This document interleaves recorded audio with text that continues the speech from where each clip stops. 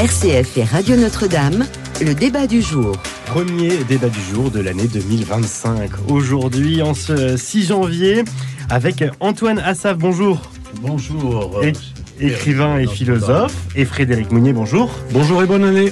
Bonne année à vous aussi, Frédéric, animateur sur notre antenne de Où va la vie, des racines du présent. Vous êtes également l'ancien chef du service religion de la Croix. Et avec vous deux, pour ce premier débat du jour, on va évoquer l'actualité avec au programme, Louis. Eh bien, on va commencer par l'Algérie. Les relations sont quelque peu aigres-douces, c'est le moins qu'on puisse dire, avec une diplomatie un peu chaotique ou chaotante, ou chaoteuse, selon l'adjectif que l'on voudra choisir. Et puis, la question des influenceurs. Les influenceurs algériens qui se sont fait appréhender pour apologie de terrorisme, dont l'un va être jugé. Et cela, évidemment, rend les choses un petit peu compliquées entre les deux pays. C'est un sujet que l'on va mettre en débat avec Antoine Assaf et Frédéric Mounier. On parlera aussi de la Syrie et puis d'Emmanuel Macron. Doit-il terminer son mandat comme le suggère François Hollande ? Eh bien, rendez-vous dans quelques minutes et dès à présent pour réagir par mail aussi, par mail direct@rcf.fr ou direct@radionotre-dame.com. Bienvenue dans le débat du jour. Hier, Jean-Noël Barrot, chef de la diplomatie française, a émis des doutes sur la volonté d'Alger de respecter la feuille de route des relations bilatérales entre la France et l'Algérie. Il a répété aussi ses préoccupations concernant le cas de l'écrivain Boualem Sansal, qui est détenu là-bas. Il y a, comme je le disais à l'instant, la question en outre des influenceurs. 3e influenceur algérien interpellé pour des vidéos sur TikTok qui incitent à commettre des actes violents. Ils sont très suivis et par des jeunes en particulier. Et cela justifiait une réplique des autorités françaises qui luttent pour défendre la population, évidemment, contre des risques de terrorisme. Et puis, on peut remettre cela en perspective sur la longue histoire des relations entre la France et l'Algérie. Est-ce qu'on doit mêler, confondre, distinguer tous ces sujets, Frédéric Mounier ? En tout cas, la longue histoire nous est d'un secours précieux. Il faut se rappeler quand même que les relations entre la France et l'Algérie sont le fruit de 130 années de colonisation qui furent pour le moins rudes, de 10 années de décolonisation qui ne le furent pas moins, et dont nous portons encore d'un bord à l'autre de la Méditerranée les cicatrices et le poids du sang, enfin le poids des blessures considérables. Donc voilà, il ne faut pas s'étonner. Voilà, ça n'est pas cicatrisé, il faudra longtemps pour l'être, d'autant plus que on le sait aujourd'hui, je crois qu'on peut le dire de façon tout à fait libre, le régime d'Alger est un régime autocratique qui fonctionne sur la rente mémorielle, qui s'appuie sur la haine de la France, et donc à partir de là, il est extraordinairement difficile de construire une relation équilibrée, surtout après que la France ait fait son choix, a choisi le Maroc contre l'Algérie dans l'affaire du Sahara occidental. Donc le nœud est totalement noué, et moi je voudrais avoir une pensée dans ce studio pour Boualem Sansal, que j'avais reçu ici dans ce studio pour l'émission Les Racines du Présent, mais je crois que Louis l'avait reçu également. Voilà, cet homme était là avec nous pour son dernier livre aux éditions du Cerf sur la langue française. Cet homme est un grand homme, c'est un penseur libre. On peut ne pas être d'accord avec ce qu'il dit, mais c'est un penseur libre. Nous avons été heureux de l'accueillir ici. Nous lui avons posé la question habituelle, mais pourquoi donc rentrez-vous en Algérie ? D'autant plus qu'il a obtenu la nationalité française en 2024, et il nous a simplement répondu parce que c'est mon pays, et parce que c'est son pays aujourd'hui. Il est en détention, et c'est absolument insupportable. Regrettez-vous, Frédéric, qu'il n'y ait pas une mobilisation plus importante en faveur de sa libération ? C'est vrai que la mobilisation est très faible. C'est vrai que la gauche s'est tue sur cette affaire-là. Et c'est vrai qu'il y a eu un moment d'émotion. Voire à dénoncer voilà. ces propos. Oui. Et aujourd'hui, on n'en parle plus. Et lui est toujours en détention. Et moi, j'ai toujours une pensée pour lui. Encore une fois, moi, je n'étais pas en accord avec l'ensemble des thèses qu'il défendait. Mais je trouve que le vent de liberté qu'il a fait souffler dans nos studios était un vent bienvenu. Avez-vous signé la pétition ? Il y en a une, je crois. Je n'ai pas été sollicité, mais je pourrais. Antoine Assaf. Moi, je voudrais bien sûr avoir une pensée pour l'otage. C'est pas un prisonnier, Boualem Sansal, et sans trop exagérer la proportion, j'ai vécu cette détention, et quant au Liban, on m'a jugé. C'est que vous méritez pas de sortir, on vous exécutera. Ce sont vos idées qui nous énervent. Pour ces fameux Syriens extrémistes. Et les idées étaient simples, c'est que je voulais normaliser avec Israël, comme beaucoup, comme Bachir Jamaïl à l'époque, signer la paix avec Israël. Le cas de Boualem Sansal est clair. Le président a fait une déclaration très agressive. Il dit « Cet homme cet écrivain, il l'a jamais attaqué quand il a eu tous les prix du monde. Il a été primé, et surtout celui le plus important, celui de l'Académie française, et qui a donné lieu à cette défense de la francophonie que nous partageons avec lui. Mais le président ajoute cette phrase intéressante, « On nous l'en renvoie », c'est-à-dire les Français nous le renvoient. Le président algérien. Oui, et en plus, ce monsieur considère que la moitié de l'Algérie appartient au Maroc. Je ne peux pas supporter ça. Il considère que cet acte est un peu de trop. Parce que Boualem Sansal est intervenu dans la question saharienne et il a dit, en effet, il y a une partie du Sahara, il voulait la solution un peu calme, tolérante. Or, le président algérien sait très bien que la parole de notre président Macron n'aura pas de poids. Le Maroc, le présent, le passé, le futur du Sahara, c'est de la poésie du mauvais Victor Hugo, hein, avant et après l'exil. Alors que c'est Trump qui a dit au roi du Maroc, c'est tout simple. Vous voulez le Sahara? Normalisé avec Israël. Et à mon avis, le Maroc va avoir le Sahara. Et le président algérien attendait un appui de la France. Et il l'a pas. Et à partir de là, il y a toujours le bouc émissaire, celui qui doit payer, c'est Boualem Sansal. Donc c'est le fusible en quelque sorte. Absolument. Et il faut savoir, si on traite la question préfonde, cher Frédéric Mounier, puisque vous avez cette émission historique, il y a un point qu'on doit savoir sur la colonisation de l'Algérie, c'est que le paradoxe qu'a soulevé Tocqueville à l'époque, en 1837, et il l'a étudié jusqu'à presque une décennie, jusqu'à 47. Il commence par dire, il faut fusionner avec le peuple. Il faut créer une sorte de race, pardonnez-moi le terme qu'on emploie aujourd'hui, pour créer un Français, un Franco-Algérien qu'on cherche à créer aujourd'hui dans nos lycées, hein, mais avec beaucoup de blessures, avec tant de blessures de guerre. Et après, il fait la visite. Il arrive sur place, il revient, il dit, quand on voit comment vivent ces tribus, comment ce peuple vit, je crois que la fusion va être impossible. Et il a conseillé alors, il a donné une solution que je trouve toujours actuelle. Il faut faire comme les Turcs. L'Empire turc est resté 3-4 siècles au Liban, Syrie et même dans ces régions d'Afrique du Nord, parce que il s'est contenté de laisser les tribus se gérer elles-mêmes, mais il a affaibli les chefs religieux. Ils ont tous, le sultan a affaibli les chefs religieux et il leur a interdit d'avoir des armes. Or, en 1837, quand le traité de Fatna va être signé par Bugeaud, le général Bugeaud, il va donner à Abdelkader le pouvoir de dominer sur une partie de l'Algérie. C'est un grand chef religieux, d'origine marocaine d'ailleurs. Mais à partir de là, Tocqueville a dit, vous allez susciter chez les religieux la prise des armes. Et c'est ce qui s'est passé jusqu'à la FLN. Quand la FLN s'arme et presque joue avec les accords de Vian, vous avez tous les résultats et les haines.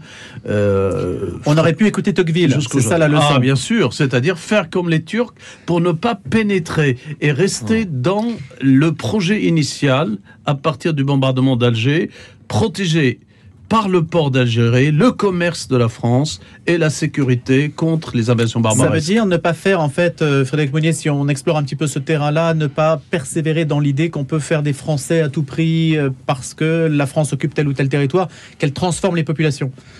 Oui, la question qui se pose, c'est historiquement, qu'allions-nous faire dans cette galère? Antoine Assaf a raison de rappeler qu'il s'agissait de protéger le commerce français en Méditerranée, mais l'histoire nous montre que pendant longtemps, la France n'a pas eu de véritable projet en Algérie, et que donc c'était une colonisation militaire qui s'est faite au fil de l'eau, avec une occupation des sols, avec une voilà. Bon, mais il a fallu longtemps pour construire un projet.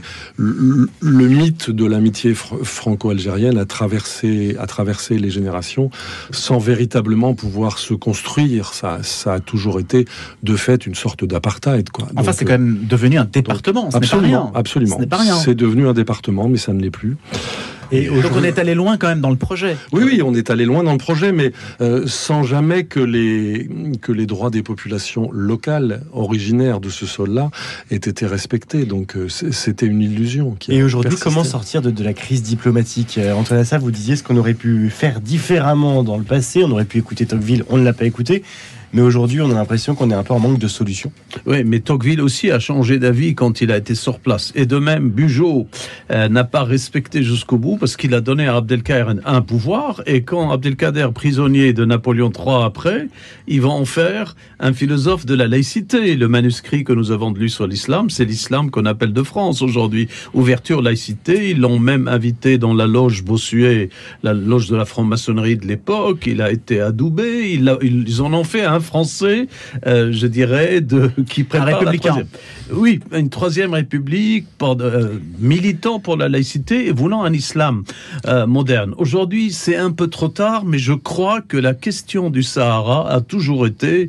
Je connais tous les colonels à l'école de guerre, on les a rencontrés, qui ont tracé les cartes, qui ont travaillé. Le problème n'a jamais été résolu, parce que du côté marocain, ils considèrent que l'origine de leur sultanat vient du Sahara. Du coup, le président algérien, la solution d'Abdel Salem est bonne, parce que si on donne une partie et on garde une, alors que l'Algérie veut tout, ça sera la solution. Mais ils n'ont pas accepté, parce que quand même, il a dans sa peau, cet écrivain, un diplomate et un fonctionnaire de l'État algérien. C'est pourquoi il a dit « je veux mon pays ». Il a voulu proposer une solution. Elle a été considérée comme une infiltration de la France à l'intérieur, comme les influenceurs sont des infiltrés des renseignements algériens. Frédéric Mounier. Moi, je pense qu'il faut sortir des accords de 1968, ces accords qui réglementent, avec l'autorité d'un traité international qui réglemente les allées et venues des citoyens algériens en France. Il est outrageusement favorable à l'Algérie. Et donc là, il faut absolument en sortir pour faire rentrer les Algériens présents en France dans un régime de droit commun qui ne soit pas exorbitant. Il faut que le court séjour n'aboutisse pas forcément au long séjour. Enfin, je trouve que cet accord ne fonctionne pas. Et puis, il faut faciliter aussi, c'était l'un des points des discussions entre Macron et le président Tebboune, l'accès réciproque aux archives. Je dis bien réciproque. Alors que là, la France a ouvert ses archives aux historiens algériens, mais l'inverse n'est pas vrai. Et de même, le nombre de consulats qui sont, je crois qu'en France, il y a une trentaine de consulats algériens, et nous sommes en butte aux tracasseries de l'État algérien. Nous n'avons que 2 ou 3 ou 4 consulats, je pense, en Algérie, ce qui est notoirement insuffisant. Donc il y a un déséquilibre absolu dans les relations qu'il faut remettre à plat, mais c'est extraordinairement difficile. La question des influenceurs, justement, Antoine Assaf disait à l'instant, où vous supposiez à l'instant que c'était des personnes envoyées par le régime algérien. Si on vous écoute, c'est ça. Une des suppositions, c'est que ces influenceurs qui sont partis trop vite, ils sont aidés. Il est certain qu'avec la détention honteuse de Boualem Salem, voilà, c'est à mon avis une façon d'infiltrer la France. Mais pour répondre à ce que Frédéric Mounier a dit sur l'accès aux archives, il faut savoir qu'à la base, il y a eu aussi une erreur que Tocqueville a dénoncée. C'est celle que les Français ont fait de brûler tous les archives ottomans, de chasser tous les fonctionnaires qui tenaient ce pays et de ne pas, c'est ce que Tocqueville voulait, en profiter de cette structure pour garder absolument ce contrôle qui ne soit pas une colonisation. Parce que c'est ça le grand problème. Quant aux influenceurs, à mon avis, ils agissent tous quand on les entend. Le discours est le même. Ce ne sont pas un peu des délirants comme certains influenceurs. Ils sont guidés, ils sont contrôlés par le haut. Il y a un élément de langage qui est utilisé quand vous les écoutez et ils veulent... Lequel ? Certainement. Celui de faire comprendre que le Sahara et la position française est honteuse, elle peut créer une crise politique. Mais donc tout revient au Sahara occidental. C'est quand même pas le seul sujet dans les relations diplomatiques avec l'Algérie aujourd'hui. Mais il y a toujours un sujet, n'est-ce pas, Frédéric, qui fait un peu cristalliser tous les autres problèmes. Et là, le pauvre écrivain qui se retrouve après une carrière brillante, il a 75 ans. On a invoqué son âge et sa maladie. Or, quand vous voulez tuer quelqu'un, vous profitez des deux pour l'achever. Ça, c'est certain. Et à mon avis, c'est pourquoi ils l'ont puni. Ils ont dit, après tout, c'est un ancien fonctionnaire de l'Algérie. Il représente bien, il aime, il a un patriotisme certain dans ses livres, mais il a certaines critiques. On s'en sert de lui comme une tolérance de certaines libertés. Et puis voici qu'il intervient dans le dossier brûlant du Sahara, où ils se sentent perdants par rapport à l'imprévisible Trump, qui peut tout donner au roi de Maroc. et tu signes la paix avec Israël. Et le roi de Maroc, énervé contre la France, lui aussi, parce qu'il y a trop de métaphores, marchera avec la politique américaine, qui a déjà fait des dégâts au temps de De Gaulle, n'est-ce pas, comme vous le savez, en Algérie. Frédéric Mounier. Et oui, il faudra suivre dans les jours qui viennent les difficultés que Bruno Retailleau va rencontrer pour obtenir les laissez-passer consulaires pour envoyer chez eux ces fameux imams TikTok, probablement manipulés par l'Algérie, effectivement. Et donc là, ça va être un test tout à fait décisif de la volonté politique affichée par Bruno Retailleau de faire mieux que ses prédécesseurs. Il faudra suivre ça avec attention. Pour vous, ils sont en service commandé, ces influenceurs ? Moi, je rejoins assez ce que dit Antoine Assaf. C'est tout à fait possible. Enfin, vu les mots qu'ils utilisent et les éléments de langage qu'ils utilisent... C'est extrêmement violent. Oui, voilà, c'est extrêmement violent. Mais donc c'est fait pour faire parler de soi. C'est fait pour faire parler de soi et c'est fait aussi pour agiter des masses en France, évidemment. Et pour négocier la libération. Voilà. C'est-à-dire, si vous négociez la libération d'un écrivain comme on a fait pour les otages du Liban, il faut en échange que la France sente un certain danger et ses influenceurs veulent un peu embraser l'ambiance pour dire, vous voulez votre grand écrivain, on vous le rend, mais en échange...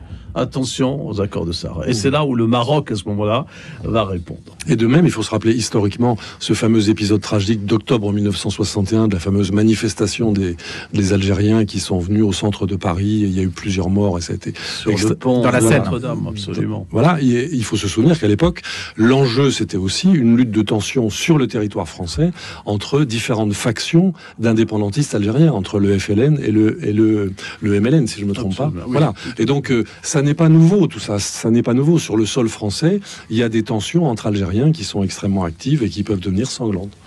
L'enjeu pour Bruno Retailleau, vous dites, il y a quand même un risque politique dans cette histoire qui s'envenime. C'est-à-dire qu'il a manifesté son souhait de maintenir l'ordre et de pouvoir aller jusqu'au bout des procédures. Là, il va jouer le bras de fer avec le pouvoir d'Alger.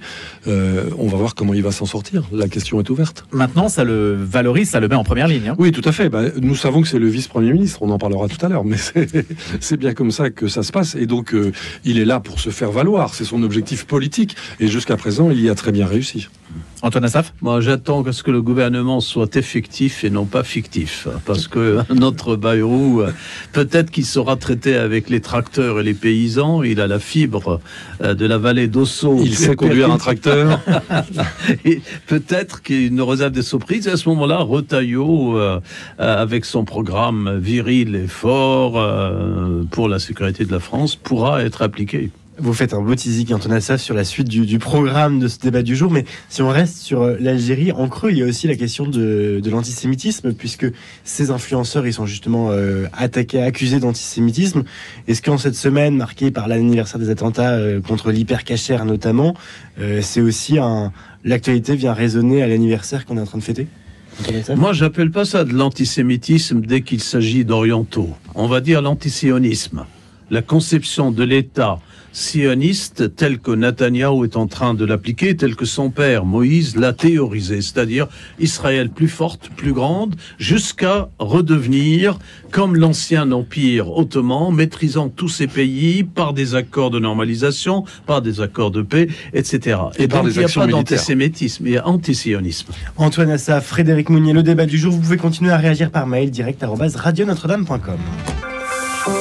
Et la suite du débat du jour, toujours avec Antoine Assaf, écrivain et philosophe, et Frédéric Mounier, présentateur des émissions Où va la vie et des racines du présent sur RCF et Radio Notre-Dame, ancien chef du service religion de la Croix. Et aussi peut-être les racines de l'avenir, sait-on jamais, puisque Emmanuel Macron voit peut-être la fin de son mandat s'écrire en pointillé. En tout cas, François Hollande, son prédécesseur, a pris position sur la question de savoir s'il devait rester à l'Élysée ou s'en aller. Et l'ancien président de la République a indiqué qu'Emmanuel Macron devait terminer son mandat pour éviter une crise institutionnelle majeure, c'est-à-dire aller jusqu'au terme de son mandat, jusqu'en 2027. Il estime également que François Bayrou pourra tenir jusqu'en 2027, à condition toutefois qu'il concède des gestes significatifs, en particulier sur les retraites et la justice fiscale, afin de ne pas s'exposer aux tentations de la censure. Voilà ce que dit François Hollande. On va mettre en débat parce que c'est un petit peu le feuilleton de ce début d'année qui reprend le feuilleton sur la crise institutionnelle française. Frédéric Mounier, Antoine Assaf. Antoine, vous reprenez. Je crois que François Hollande, depuis le début, sème un désordre de métaphores et d'annonces. Déjà, la fin du macronisme. Il était exalté, j'annonce la fin du macronisme, c'est comme s'il disait j'annonce mon retour. Et derrière cela, il y a eu son retour. Et dans ce livre-là que j'ai feuilleté dans les gares, c'est comme ça qu'il faut lire les hommes politiques, en bougeant. En roman de gare. Tous les arguments prouvent que cet homme veut reprendre le Parti socialiste dont il était expert et se présenter comme un candidat. Du coup, la fin du macronisme d'un côté, et maintenant il est en train de donner, il n'a pas perdu son réflexe de l'Élysée, presque de donner un programme à Bayrou de ce qu'il faut faire. Justice sociale, fiscale, et vous pouvez durer, je vous annonce, et puis je vous reprendrai si je suis réélu président de la République. Et il y a chez lui quelque chose qui pousse notre Emmanuel Macron à une forme de paranoïa politique actif. C'est-à-dire, ce quelqu'un, on lui annonce la victoire du RN, et 3 ans où tous ses camarades, les plus jeunes d'entre eux, celui qu'il appelait le petit, c'est-à-dire Attal, c'est la métaphore de Macron, allaient annoncer presque son enterrement progressif. En 3 ans, vous n'avez rien à dire, le RN a gagné les européennes, on va s'en occuper, Attal est Premier ministre et futur président. Avec quelques succès à l'éducation nationale, il a fait ce qu'il faut faire, la paranoïa aiguë du crime contre le frère, quoi. Il les assassine, il divise, et en plus, la paranoïa est tellement aiguë qu'il reconnaît sa faute, que c'était mauvais de dissoudre, et peut-être qu'on aura d'autres solutions, et il se considère, au lieu de faire le mea culpa, il dit, attention, même le gouvernement allemand a été dissous, même si l'Allemagne est supérieure par l'industrie et qui nous aide, et voilà, etc. À mon avis, il y a ce désordre. Peut-il se laisser rassurer par les propos de François Hollande en disant mais il doit terminer son mandat, aller jusqu'à 2027, tout simplement comme si de rien n'était.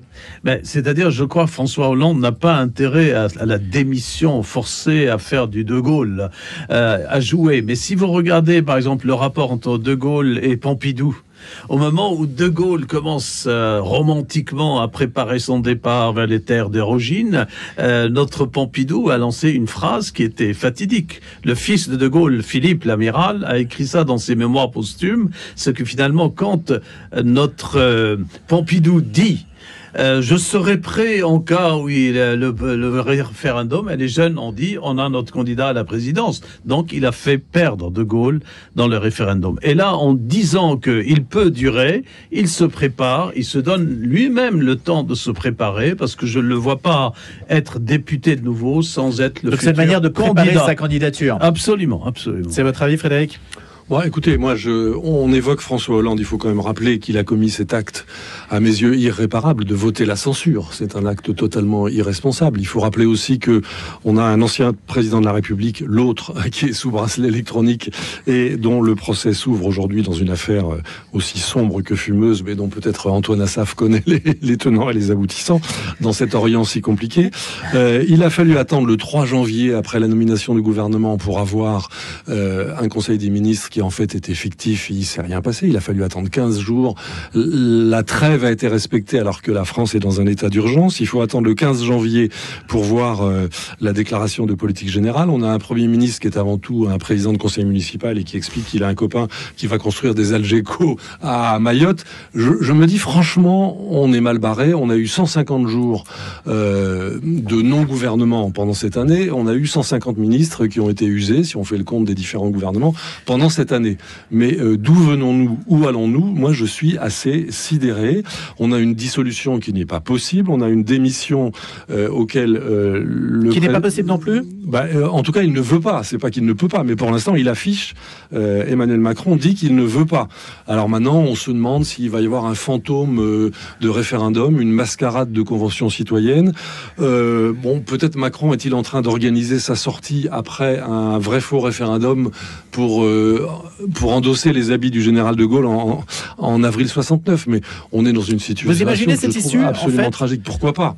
Un référendum qui maquillerait en quelque sorte une sorte d'aveu ou de désaveu? Tout est possible aujourd'hui. Tout est possible, y compris l'impensable, y compris l'irréparable. Donc moi, je m'attends tous les jours à un attentat, je m'attends tous les jours à une déclaration inconséquente de Emmanuel Macron, je m'attends tous les jours, voilà, et j'attends le président Trump qui va nous amener, on ne sait pas où. Voilà. On peut pas dire que vous commenciez l'année jubilaire plein d'espérance. Je jubile d'inquiétude. Vous êtes pèlerin de l'espérance, Frédéric Mounier. Je cultive l'espérance, mais enfin, bon, ça fait 30 ans que je suis la vie politique. Je suis attentif à notre vieux compère, notre grand-père à tous, Alain Duhamel, qui dit qu'il n'a jamais vu ça.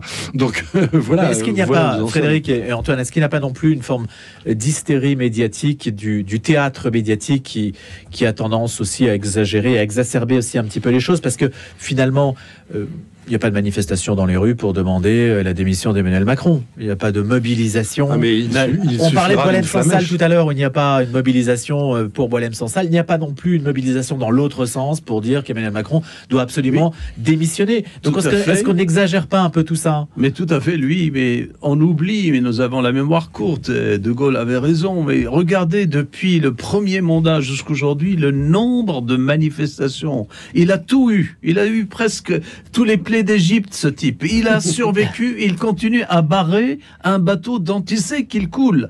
Mais tout ce qu'il veut, c'est pourquoi j'ai parlé de paranoïa aiguë du pouvoir, tout ce qu'il sait, et il le sait vraiment, et il le fait bien, depuis qu'il a pris le pouvoir par une sorte de coup d'État contre Hollande et contre tout le monde. Hein. Cette exaltation du discours où il a hurlé, il peut encore le reprendre, parce qu'il ne voit pas ce qui se passe autour de lui. Il y a un déni du réalisme, mais il arrive à tenir, parce que dans cette bataille de rapport de force, tant que c'est lui qui dit à un Premier ministre comme Barnier, fais ce que tu as à faire. Bon, après Barnier, il a couronné par cet échec sa carrière. S'il demande à Bayrou il va aussi demander Bayrou qui a menacé, c'est que si je retire mes 32 députés, si vous me donnez pas le poste. On sait très bien qu'il l'a pris de force. Et il est sorti par le bureau de l'Élysée, là, de l'autre côté de chef d'état-major, pour se faire protéger. Et là, il va couler peut-être, et ça sera la fin de sa carrière. Il voit tous ces gens de la génération d'Attal jusqu'à Barnier, toute l'histoire de France depuis le départ de Chirac, couler l'un après lui, mais il exulte de ce pouvoir parce que tout ce qu'il veut, c'est exercer ce pouvoir et dire je peux accueillir Trump, inaugurer Notre-Dame de Paris. Il est dans l'exaltation euphorique. Maintenant, est-ce que le bien commun est respecté? Je ne crois pas. Les agriculteurs qui arrivent avec le tracteur, ils vont pas lui faire peur. Parce que tout simplement, ils demandent un rendez-vous tout de suite. Bayrou a dit le 13 janvier. Alors, il y a tout ça qui, pour un enfant qui dirige la cité, comme dit Monterland, ne peut pas avoir de prise. C'est un peu Caligula en train de dire ma liberté, et à la fin, Camus lui crache le vrai mot, mais ma liberté est-elle la bonne? Bien sûr que non. Mais Antoine Assaf et Frédéric Mounier, en fait, Antoine dit il a finalement tout surmonté. Donc ce n'est pas aujourd'hui qu'il peut envisager de partir alors qu'il a tenu si longtemps. Sauf que aujourd'hui, il est seul. Il est définitivement seul. Il n'y a plus personne autour de lui. Et donc, il y a eu cet excellent dessin à la une de l'Opinion que je lis chaque matin avec grand bonheur. Je trouve que Cac, le dessinateur de l'Opinion, est un grand analyste. Et on voit Macron qui tombe le long de l'immeuble avec cette fameuse phrase « Jusqu'ici, tout va bien ». Il est au niveau du 3e étage, il s'est pas encore écrasé. Mais moi, je voudrais attirer votre attention sur un événement qui a été très positif, puisqu'on dit que je jubile dans la désespérance. Eh bien, un événement qui a été très positif et qu'on a peu souligné, cette déclaration commune des responsables syndicaux et patronaux. En France, c'est rarissime. Il y a 3 semaines de ça, l'ensemble des organisations syndicales et patronales ont publié un texte commun pour dire attention, l'économie est à l'arrêt, attention, nous ne bougeons plus, l'économie est congelée, l'épargne des Français augmente, nous n'avons pas d'horizon, nous n'avons pas de direction.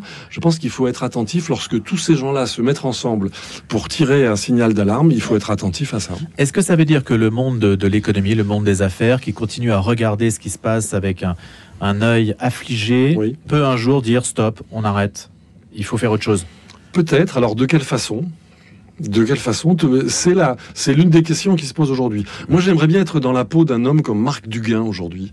Marc Duguin, qui est un analyste assez fin, qui connaît bien, qui à travers ses romans nous a expliqué justement les coulisses des pouvoirs politiques, des pouvoirs secrets et des pouvoirs économiques et financiers. J'aimerais bien voir quel regard il porte aujourd'hui sur cette situation et les portes de sortie possibles, même les plus improbables. Parce qu'il n'y a pas beaucoup de prise de parole publique. Oui. Là-dessus. De Absolument. ce monde-là. On entend le monde politique et la caisse de résonance médiatique du théâtre politique, mais c'est à peu près tout. Oui, tout à fait. Vous savez, quand l'homme qui nourrit la France, quand le paysan, et on connaît leur rôle dans cette année glaciale dans les deux sens du terme, on sent la lettre glaciale au temps de la Révolution française, il a fait un froid terrible, le manque de pain, la faim, et puis remplacer ça par une simple madeleine ou un petit gâteau pour le pain, ne pas les comprendre. Il reproche quand même à l'État, quand vous regardez quand même, c'est pas n'importe qui le paysan français. La France est paysanne, a toujours été à 80-85% de sa population. Vous avez les contraintes. On veut un problème pour résoudre les contraintes personnelles. Ils veulent résoudre le problème de l'importation. C'est-à-dire, et en plus de l'importation, la manière dont on gère presque tout. C'est-à-dire, si vous n'allez pas dire, si vous allez faire les concurrences extérieures européennes, vous allez jusqu'en Argentine, etc., vous risquez de faire éclater tout un pays. Et à mon avis, s'il se rapproche tant de Paris, la capitale, c'est pour nous dire cela. Et ça commencera comme ça, et il peut y avoir, à ce moment-là, un référendum si Macron, etc. Et ce référendum, s'il est négatif, à ce moment-là, s'il ose prononcer le mot de Gaulle, et bien sûr, il est évident que si vous ne voulez pas, je ne pourrai plus exercer. Et c'est ce qu'il dira au retour, parce qu'il a été voir. Donc vous pensez que la crise agricole peut déboucher sur Absolument, un référendum dont la question serait formulée de quelle manière? Il y a tout dans la crise agricole. Il y a le patriotisme, le salut de la France par sa souveraineté ou non, parce que vous pouvez faire éclater tout un pays. Dans la crise agricole, il y a aussi les élections du monde agricole qui auront lieu bientôt. Et il y a peut-être un opportunisme de la part de tel ou tel syndicat, opportunément en ce moment de faire une manière de se compter. Leur façon de s'exprimer, elle est là. Frédéric Mounier. C'est-à-dire que qu'est-ce qui peut mettre le feu aux poudres, qu'est-ce qui peut déclencher le processus qu'évoque Antoine Assaf? Ça peut être effectivement une crise agricole, ça peut être une crise écologique où les différentes factions face à la transition écologique peuvent s'affronter. C'est ce que l'un de vos intervenants récemment sur cette antenne appelait ici les gilets verts. Bon, pourquoi pas. Ça peut être aussi une crise financière. Le jour où les taux d'intérêt vont s'envoler, à ce moment-là, le poids de la dette et le coût de la sécu, le coût de la protection sociale, ça pourra voler en éclats aussi. Mais ça met les gens dans la rue, ça. Ça met les gens à la rue si ça touche leur capacité. Dans la rue, j'ai pas dit à la rue. Dans la rue, il y a 300 000 personnes à la rue. Il y a 300 000 personnes à la rue en France, et à Paris, en région parisienne, il y a 4 000 femmes avec enfants à la rue, il faut le rappeler quand même. Donc, voilà, qu'est-ce qui peut mettre les gens dans la rue? Je pense que c'est l'atteinte à la protection sociale, c'est l'atteinte au niveau de consommation. On a fait croire aux gens, jusqu'à maintenant, qu'on pouvait consommer à partir d'un système extractiviste, productiviste, axé vers le coût le plus bas, vers les prix les plus bas. C'est une illusion. Cette illusion est en train d'éclater, et c'est là-dessus que les gilets jaunes sont descendus dans la rue en disant on ne peut plus se faire plaisir. La vie est trop dure pour nous, ces fameuses mamans solo à horaires variables avec plusieurs enfants de pères différents. La vie n'est plus possible pour elles. Donc c'est l'inflation, c'est le coût de la vie, peut-être. C'est le pouvoir d'achat déclinant. Tout ça peut se conjuguer. Alors, Joseph par mail réagit sur direct@rcf.fr. Je ne pense pas que la population partage le catastrophisme de certains de vos journalistes à l'antenne. Frédéric Mounier, êtes-vous catastrophiste? Est-ce que vous lisez tellement l'actualité que vous en devenez lucide ou déprimé? C'est une grande question. C'est peut-être l'effet de l'âge. Il y a plein de choses positives en France, évidemment. La vie associative est très dense, elle est très riche. Tous les médias aujourd'hui se font l'écho d'initiatives positives pour reconstruire le lien social, pour nous regreffer les uns sur les autres. Le quotidien La Croix a fait une grande campagne sur le thème « Il faut qu'on se parle », etc. Tout ça est très positif. Et on sait bien Mais c'est la vie politique que vous pointez du doigt. Oui, alors voilà, la vie politique est déconnectée déconnecté de tout cela. Oui, mais le fait, Frédéric, vous donnez un bon exemple, le fait de dire il faut qu'on se parle, c'est positif, mais ça montre en creux quelque chose d'extrêmement Qu'on ne négatif. se parle plus. Oui. Sinon, il y aurait pas besoin J'aimerais de bien faire ce genre de sujet. répondre à ce Joseph qui a raison, etc. Et c'est que moi, j'essaie de mon côté, sans être catastrophiste, d'analyser la manière dont fonctionne le pouvoir. Et je vais, cher Joseph, j'espère que vous êtes un grand donateur pour Notre-Dame. Sinon, il le deviendra. Il le deviendra. Comparer la manière dont Macron gère sa survie au pouvoir à celle du fameux islamiste qui arrive avec sa barbe bien taillée, il s'est mis en costard civil, monsieur Al-Joulani en Syrie, et l'Amérique envoie pas des influenceurs, elle envoie ses meilleurs diplomates de la Maison Blanche, de la section Middle East, là. Elle est un peu du côté pelouse, je la connais bien, la diaspora, on la connaît bien. Ils arrivent, ils disent maintenant, processus démocratique, vous en êtes où? Quelle est la réponse d'Al-Joulani? Elle est très comparable à celle de Macron. Il a dit, j'ai besoin au moins de 3-4 ans pour les élections législatives, pour nettoyer les armes. Il est en train de le faire dans les quartiers de Homs contre les Alaouites qui sont aujourd'hui abandonnés par leur milliardaire qui a failli se faire empoisonner en Russie, Assad. Et il a gardé 4 ans pour lui, c'est-à-dire il s'est fait élire au pouvoir sans l'avis du peuple, si complexe et si riche en communautés minoritaires en Syrie, pour 4 ans. Alors, regardez. C'est lui qui impose son calendrier. Et regardez Macron, s'il n'avait pas fait tout ce qu'il fait, il est en train de faire et continuera à le faire, il aurait subi Attal comme Premier ministre, qui lui aurait préparé la liquidation d'un candidat présidentiel qui a été élu 2 fois et qui n'a pas donné ce qu'il faut, de se faire lui-même le futur présidentiel. Et que fera Macron à l'Élysée ? À faire le tour et prendre le thé avec sa chère Brigitte non, et là il est dans l'action politique, mais cette action politique met en danger la France, et dans son discours on le voit bien, il reconnaît son erreur et en même temps, il parle 2 fois du référendum. Et à mon avis, cher Frédéric Mounier, il va jouer sur ces référendums. Et il n'est pas sûr qu'il perde avec ces référendums, parce que les gens, le français aujourd'hui n'est plus le français du temps de De Gaulle, il est le français d'aujourd'hui fabriqué par une facilité européenne des frontières, facilité foncière, mais dans l'épargne, cher Frédéric Mounier, plus de 1000 milliards peut être utilisé comme l'épargne des...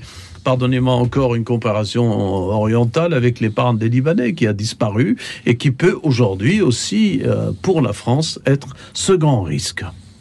Frédéric Mounier. Une suggestion très positive à Joseph quand même, parce qu'en ce début d'année, c'est la première édition du Grand Débat sur Radio Notre-Dame et RCF. Allez voir le film En fanfare et allez voir un petit truc en plus et ça vous fera beaucoup de bien. Et bien voilà quelques notes de fanfare. Mais quand oui, même, mais pour... écoutez, on s'était dit justement, et peut-être que vous allez devancer notre Alléluia, puisque j'avais prévu que chacun puisse nous dire et développer quelque peu une actu en ce début d'année qui porte à espérer ou qui soit source d'optimisme pour l'année qui s'annonce. Frédéric Mounier et Antoine Assaf. Antoine, vous en aviez une ? C'est-à-dire, vous me demandez... Une info, vous savez, l'Alléluia ou le Miserere, c'était un petit peu une pratique. C'est Miserere, encore... on l'a dit beaucoup, là. Là, il y a beaucoup de... Voilà, on va dire Alléluia, c'est plutôt le coup de cœur. Est-ce qu'il y a une info qui a retenu votre attention, qui permet d'avancer dans ce monde brutal et cynique ? Puisqu'il a cité un film, Frédéric Mounier, j'aimerais bien citer un film qui vient aujourd'hui de sortir avec Max Egers qui rappelle le Nosferatu, ce diable un peu de prince des ténèbres qui vient pour reprendre à un conte anglais son épouse parce qu'elle ressemble comme 2 gouttes d'eau à celle qu'il a perdue. Mais pour cela, il faut sacrifier la femme innocente pour sauver le peuple. C'est-à-dire l'idée de ce dragon qui vient prendre la sainte fille, la Vierge, qu'il faut sacrifier. À mon avis, ce film, maintenant il y a 4 versions, celle de Herzog, celle de Edgers, celle de Munro, celle de Klaus Kinski, où il joue dedans, terrible. Et là, chaque fois, il y a le sacrifice de l'innocence. C'est la Vierge Marie. On a beau dire, je suis désolé, quand je parle devant une femme, Marie a sacrifié toute sa vie de femme vraiment réelle, parce que c'est arrivé par miracle. cette conception, et Joseph a sacrifié sa vie, je ne parle pas de notre Joseph tout à l'heure, mais a sacrifié sa vie de marié. Ils ont vécu chaste sans le demander, mais le ciel leur a dit, voilà votre vocation. Et à partir de là, de ce film, on peut réfléchir. Il y a toujours de l'innocence en France sacrifiée. Le jour du débarquement, cher Frédéric Mounier, je crois que tu l'as traité dans une de tes émissions, c'est combien de Normands et de Normandes mortes bombardés par les Alliés, plus de 20 000 on a ramassé. Moi, cette région du Cotentin que j'aime tant, vous ramassez encore des châteaux en ruine.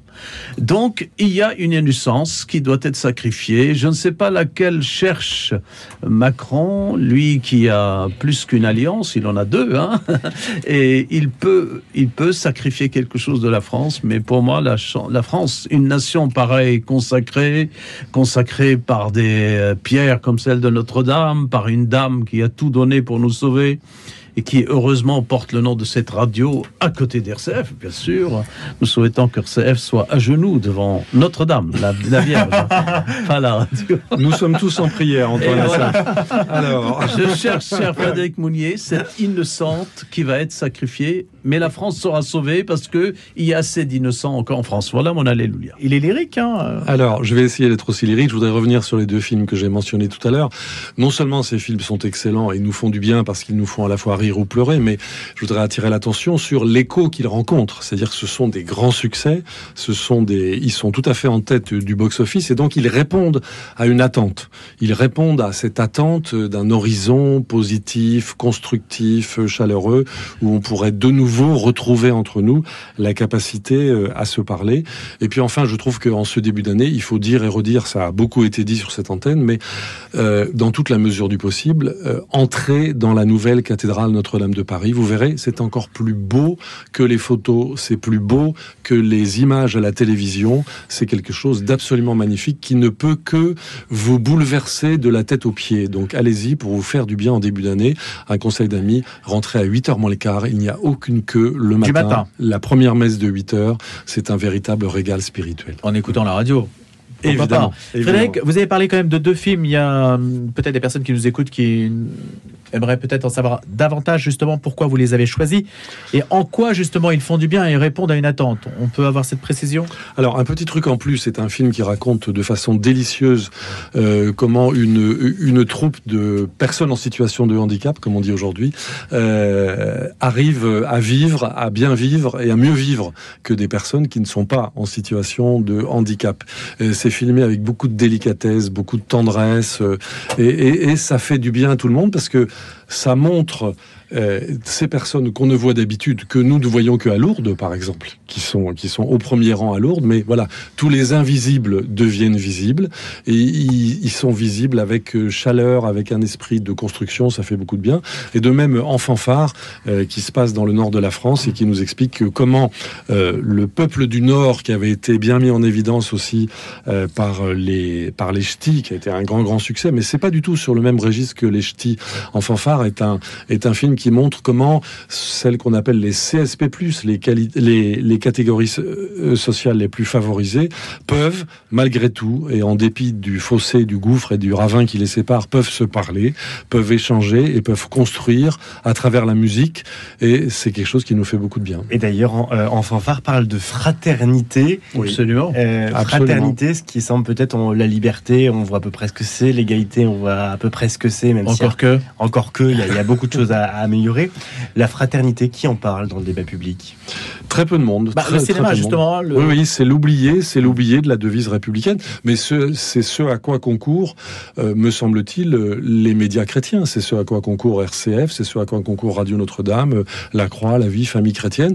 Tous ces médias concourent, envers et contre tout, à construire la fraternité, à solliciter la fraternité, à promouvoir la fraternité. Je trouve que c'est une contribution très utile des chrétiens dans leur diversité aujourd'hui à la société française. Oui, mais il faut que la République, à ce moment-là, révise les notions profondes de ces trois mots. Et quand je regarde fraternité, égalité, liberté, et quand je regarde ce qui se passe à Mayotte, est-ce que c'est un département français ou non ? Quand même, il est incroyable. On le laisse envahir. Il y a tous les arguments. C'est la France en petit, Mayotte, maintenant. On peut imaginer, et je crois Raspail a déjà prophétisé l'arrivée des Américains, tout cela. On peut imaginer que ce département soit progressivement tous les départements de France qui lâchent. Après Mayotte, on rentre à l'intérieur, etc. Et c'est pourquoi ces termes, plus ils sont abstraits, plus ils me rappellent la guillotine. Ceux qui ont fait vivre à la France cette année terrible de 1793-14, ils le savent eux-mêmes. Plus le concept était revenu à commenter Jean-Jacques Rousseau, plus on s'éloignait de la réalité, on perdait le cœur. Eh bien, peut-être qu'on aura l'occasion de faire un débat sur Mayotte dans les jours qui viennent à l'antenne de RCF et Radio Notre-Dame. Un grand merci, Frédéric Mounier, présentateur des émissions Où va la vie et des racines du présent, ancien chef du service religion de la Croix, Antoine Assaf, écrivain, philosophe. Merci beaucoup à tous les deux d'avoir été dans le débat du jour ce matin. Merci beaucoup Louis Dauphren, merci à Pierre-Henri Paget qui réalisait cette matinale. Depuis 6h30, je vous donne rendez-vous demain à partir de 6h30. Ce sera juste après avoir laissé le micro à Melchior Gormand.